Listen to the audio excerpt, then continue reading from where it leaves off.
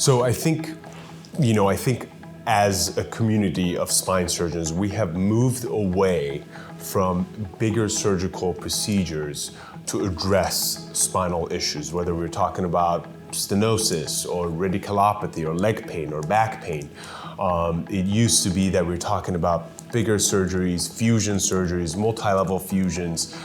We have realized that less is more sometimes. So it's really important for us to preoperatively find out where is the problem exactly coming from. And I think that's the art of spine surgery. As a spine surgeon, my role is to find out, okay, is the leg pain coming from L3, L4? Is it coming from L5, S1? Is the arm pain coming from C5, C6? Which level is the problem coming from? And what is the smallest procedure I can do to try to maximize the benefit or help the patient. We are moving more and more towards minimally invasive procedures that allows us to address the same problem with a way less soft tissue injury or way less soft tissue violation, because we know those patients do better. Those patients are more likely to get up and walk the day of the surgery or the next day after surgery. They're more likely to get back to golf. They're more likely to get back to doing things they want to do. Again, because we're accomplishing the same goals with smaller incisions, with smaller procedures. I think what is important is to understand first how much the patient knows or where they stand in terms of their knowledge. How much do they know about their MRI? One of the things that I think of myself as a spine surgeon is a teacher. A lot of times, often I sit the patient down and I tell them, hey, this is going to be your MRI 101. This is a quick and easy way of looking at an MRI.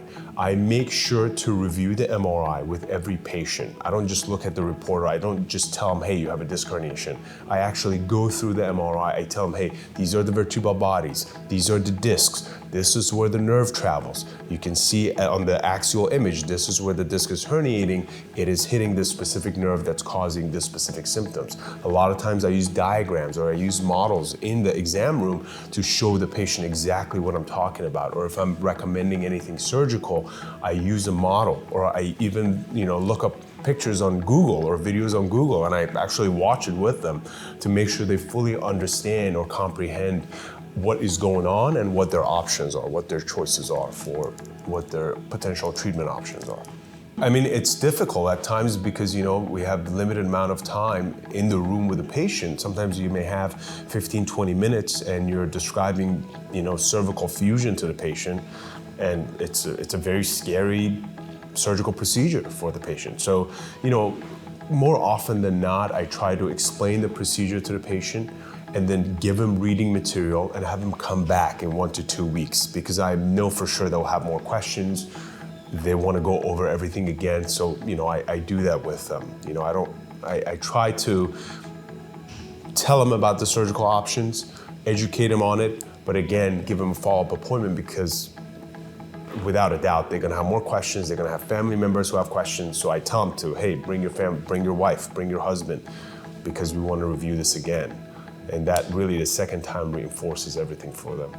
My job is to gather all the information, summarize it, and present it to my patient in a way that he or she can make a good decision on which treatment option is the best.